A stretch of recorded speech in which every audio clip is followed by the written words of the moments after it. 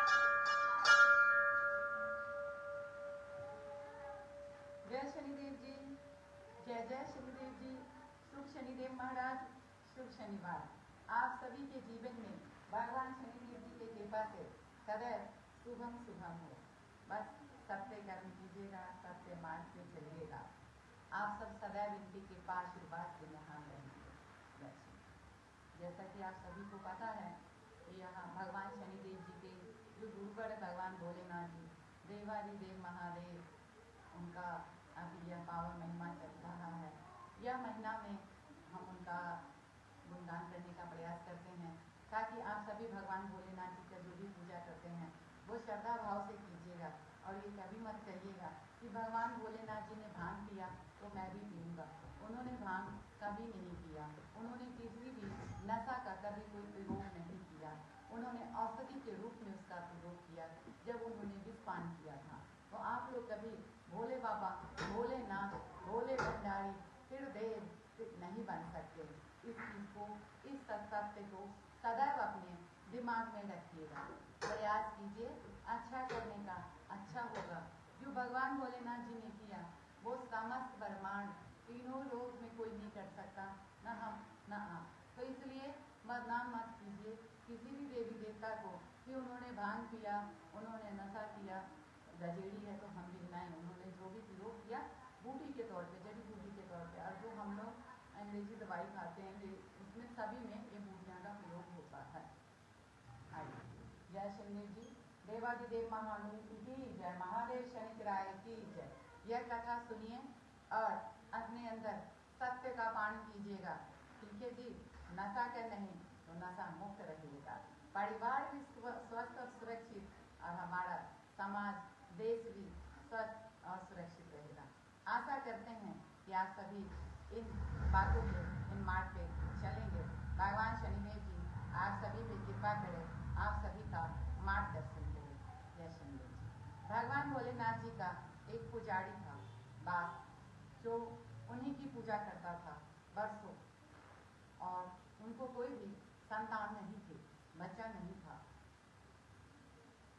पत्नी कहती, इतना भगवान का पूजा पाठ करते हो, शादी का इतना समय हो गया है, हमें वो संतान का सुख क्यों नहीं देते? वो तो भगवान है ना, वो तो दे सकते हैं ना। तो वो एक ही बात कहता, जब जो होना होगा वो हो जाएगा। जब भगवान भोलेनाथ जी को इच्छा होगा वो देंगे। अभी उनकी ना इच्छा है ना उनकी कृपा है। बस पत्नी से यही कहता। पत्नी बड़ा आवाज अभी काबा बोलती, लेकिन वो कभी इस बातों को ध्यान न देके वो सिर्फ अपने भगवान भोलेनाथ जी पर ही ध्यान लगाता, उनके शब्दों में रहता, क्योंकि भगवान भोलेनाथ जी का वो पुजारी था।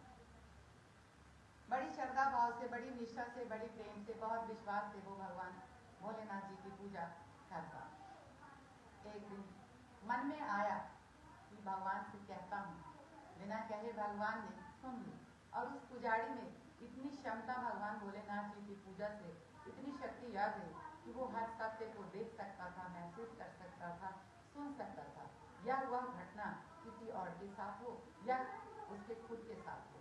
तो एक दिन माता पार्वती जी भगवान भोलेनाथ जी से कहती है कि हे भगवान, आप यह पुजारी पे, अपने दास पे कृपा कर दीजिए, इसको संतान का सुख दे दीजिए।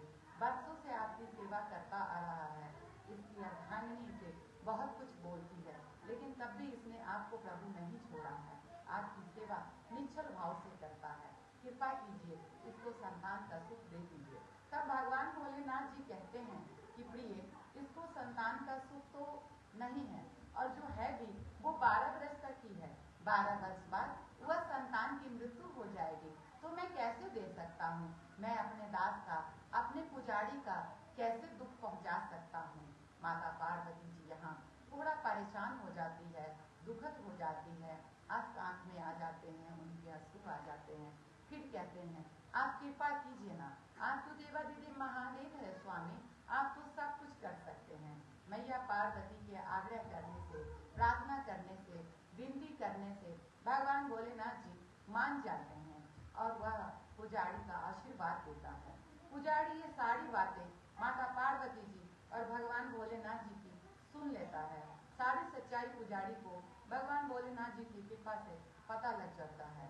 यानी कि ये कह सकते हैं कि भगवान भोलेनाथ जी की ये लीला थी, ताकि पुजारी को ये सत्य का पता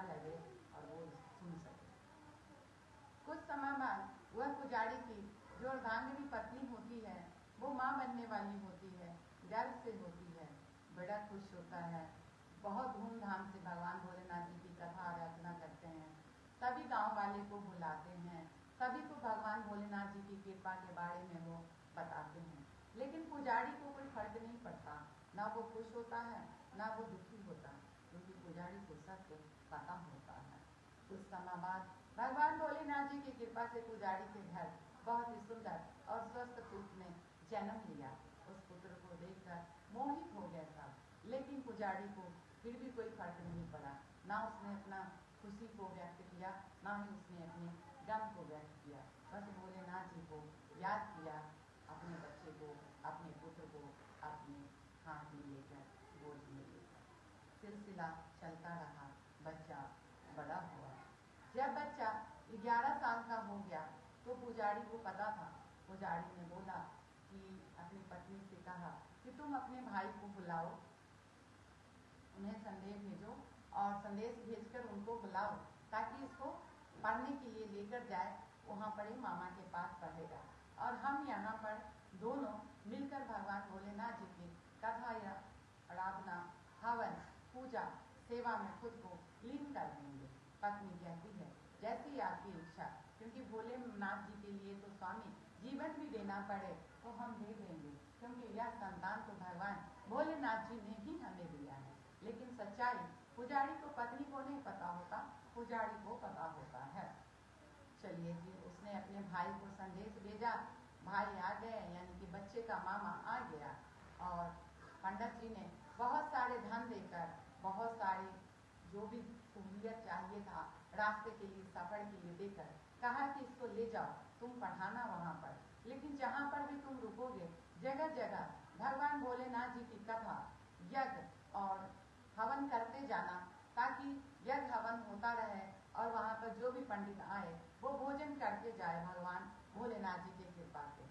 वो कहता है ठीक है, और उसके बाद वो बच्चों को लेके चला जाता है। बस हर जगह जहाँ रुकता है भगवान भोलेनाथ जी की आराधना करता है, हवन करता है, भगवान भोलेनाथ जी की कथा करता है अपने भांजा के साथ में और भोजन कराता है। सभी का आशीर्वाद उसको भर भर के भगवान भोलेनाथ जी की कृपा आशीर्वाद से मिलता है। लास्ट में जब रात हो गई तो कहीं पर ये ठहरे, घना जंगल तो नहीं था लेकिन जंगल था, वहां पर ये ठहरे। उसी राज्य से, उस जंगल से कुछ दूर पे एक राज्य थी जहां पर उनके पुत्री का, राज्य के राजा का पुत्री का विवाह है और इधर से एक राजा अपने पुत्र को ब्याह करने जा रहे थे। तो बड़ा चिंता में था, क्योंकि जो पुत्री के पिताजी थे उन्होंने देखा नहीं था कि वो पुत्र राजा का कैसा है। उन्होंने जो फोटो दिखाई वो गलत दिखाई थी, कि ऐसा जो चित्र पहले हाथों से बनाया जाता था। पसंद आ गया, ठीक है। अब रास्ते में यह ब्राह्मण का पुत्र जो था वहां पर बैठे थे, अपने मामा के साथ शिव शिव कर रहे थे। तो वो बोलता है सुनो भाई, मैं तुमसे हाथ जोड़कर बंधन करता हूँ, मैं अपने पुत्र का विवाह करने जा रहा हूँ, लेकिन जो राजा की पुत्री है वो बहुत सुंदर है और मैंने राजा को अपने पुत्र का चित्र नहीं दिखाकर मैंने ऐसे ही दिखा दिया है। अगर मेरा पुत्र का देख लेगा तो मेरे पुत्र का विवाह नहीं होगा उस कन्या से, राजा बड़ा वापस लौटा देंगे, क्योंकि जो मेरा पुत्र है वो एक आंख का कान्हा है। तो तुम ऐसा करो, शादी के लिए तैयार हो जाओ, मैं तुमको ढेर सारा धन दूंगा। वह ये बात मान जाता है और बारात में चले जाता है, दूल्हा के वेश में, बड़ के रूप में वहाँ भगवान भोलेनाथ जी की कृपा कह सकते हैं जाता है और शादी समस्त विधि विधान अच्छे से हो जाता है। लास्ट में एक और रहता है तो वहाँ पर वो भी आग्रह करता है कि ये भी आप काम करा जाइए तो हम आपको और धन देंगे। वो कहता है, मान जाता है, कहता है ठीक है जजमान, कोई दिक्कत नहीं। हो गई शादी, संपन्न हो गई।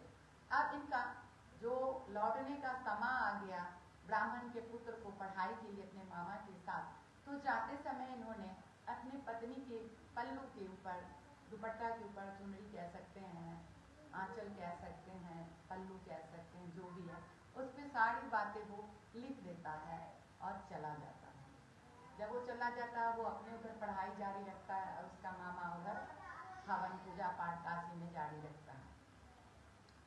इधर जब इसकी विदाई की समय आता है तो ये अपने पिता से कहती है कि पिताजी जब लड़की की विदाई की टाइम आता है, समय आता है, तो ये अपने पिता से कहती है कि पिताजी मेरा विवाह इसके साथ तो हुआ ही नहीं, मैं इसके साथ नहीं जाऊंगी। एक गाना है, मेरा पति बहुत ही खूबसूरत है और वो काशी पढ़ने के लिए गया है और वो जब आएगा तभी मैं विदा होंगी पिताजी, क्योंकि मेरा पति ये नहीं, मेरा पति तो वह ब्राह्मण पुत्र है। देखिए पिताजी, वो उठा के ऐसे दिखाती है। पिता माता मान जाते हैं और अपनी पुत्री की विदाई उस राजा के पुत्र के साथ नहीं करते हैं। बारात खाली चली गई, खाली लौट गए। उसके बाद ये भी समझिए तपस्या करती है अपने पति की लौटने की, और वो भी तपस्या करता है। पढ़ाई जब उनका खत्म हो जाता है तो एक हवन रहता है जो कि वह ब्राह्मण पुत्र ने करना था।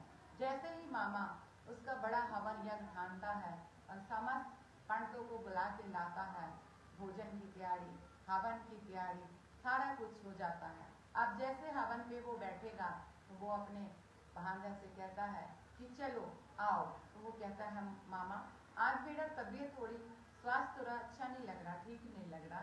मामा कहता है जाओ आराम कर लो अंदर जाके, मैं तब तक शुरू करता हूँ। सभी तैयारी हो जाता, वो फिर जाता है।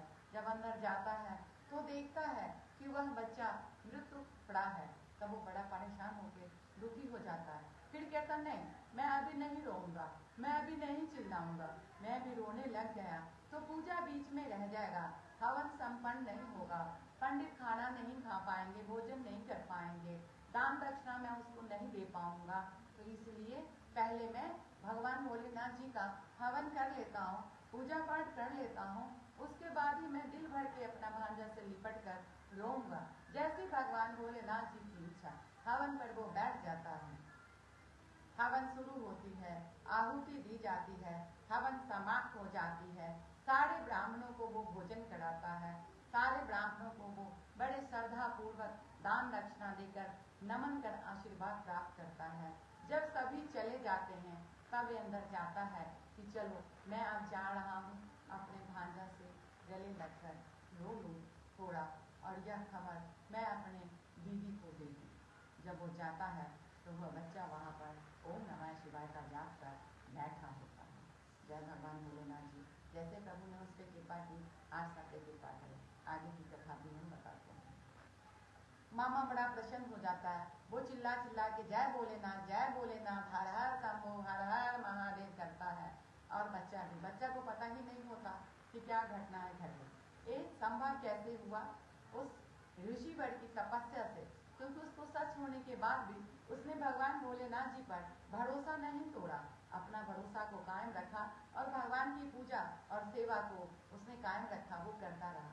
इधर मामा को इतनी बड़ी सच्चाई पता लग गई कि मेरा भांजा मृत पड़ा है, लेकिन उसने हवन को नहीं छोड़ा, हवन को उसने संपन्न किया। जो सत्य भगवान भोलेनाथ जी की कृपा से उसका विश्वास था और सब ठीक हो गया। तो इसीलिए आप लोग जो कहते हैं कि हम बीच बीच में आपको बता रहे हैं भी कि उसके घर में बच्चा हो गया, चाहे रिश्तेदारी है, जोत बत्ती नहीं करना भगवान झूठा, भगवान में भी झूठ नहीं हो सकते। आप लोग का मन का घर में जोत बाती करते रहिए। घर में रिश्तेदारों में कहीं भी डेथ हो गई, अरे हो गई ठीक है, दुख की बात है, लेकिन भगवान की जोत बाती आप लोग मत बंद किया कीजिए, क्योंकि उस समय आप लोगों को भगवान की कृपा की, आशीर्वाद की, सहयोग की, साथ की बहुत ज़्यादा जरूरत रहती है, आवश्यकता रहती है। तो आप लोग वंदना कीजिए, पूजा कीजिए, चाहे घर के हो चाहे घर के बाहर के। अब आइए आगे चलते हैं। अब वह बच्चा अपने माता पिता के पास वापस भगवान भोलेनाथ जी की इच्छा से घर लौटना है। रास्ते में फिर वो वहीं रुकता है, डेरा लगाता है जहाँ पर उसकी शादी हुई। राजा जंगल जंगल घूम रहा है कि कहीं पर मेरा जमाई दादा मिल जाए तो मैं उसको ले जाऊँ। मिल जाता, आखिर उसकी खोज भगवान भोलेनाथ जी की कृपा से पूर्ण हो जाती है। जमाई को घर लेके जाता है। बेटी बहुत प्रसन्न हो जाती है, जो राजकुमारी राजा की पुत्री होती है, और वहाँ फिर उनका मान सम्मान इज्जत के साथ सेवा पानी करके उसके बाद उनको बहुत सारे धन देके विदा करते हैं कि अब आप जा सकते हैं। पुत्री बहुत प्रसन्न रहती है अपने ससुराल को आने को, वो लोग विदा हो जाते हैं। जब वो अपने गांव में पहुंचते हैं ब्राह्मण का पुत्र, तब उनकी माता पिता दोनों छत के ऊपर बैठे होते हैं और कहते हैं कि अब तो मेरा पुत्र मर गया होगा, क्योंकि खत्म था टाइम, तो मैं जी का क्या करूंगा, चलो प्रिय हम लोग ऊपर से कूद जाएंगे। भगवान भोलेनाथ जी की यही इच्छा है जय हो भगवान भोलेनाथ जी की। वह पुजारी कहता है, बैठा है छत पे कि खबर आएगी और हम कूदेंगे। तब तक उनका जो बच्चे का मामा है वो आ जाता है और कहता है, दीदी दीदी तुम्हारा पुत्र और पुत्र वधू आया है, स्वागत करो। एक दूसरे को देख के कहते हैं, यह समा कलोल करने का नहीं है, मजाक करने का नहीं है। मैं बहुत दुखद में हूँ, मैं बहुत पीड़ा में हूँ। भगवान भोलेनाथ जी की यही इच्छा है, चलो प्रियो पूज जाते हैं। लेकिन वो कहता नहीं नहीं, मैं सच बोल रहा हूँ, आपका पुत्र और आपका पुत्र वधू साथ है। फिर रास्ते में जो जो घटनाएं घटी उसने वह भी बताई, जो हवन के समय घटना घटी उसने वो भी अपने दीदी और जीजू से बताया। यह बात सुन के वो भगवान भोलेनाथ जी की जयकारा लगाते हुए नीचे उतरते हैं, आरती का थाल लेकर अपने पुत्र वधू की स्वागत करते हैं।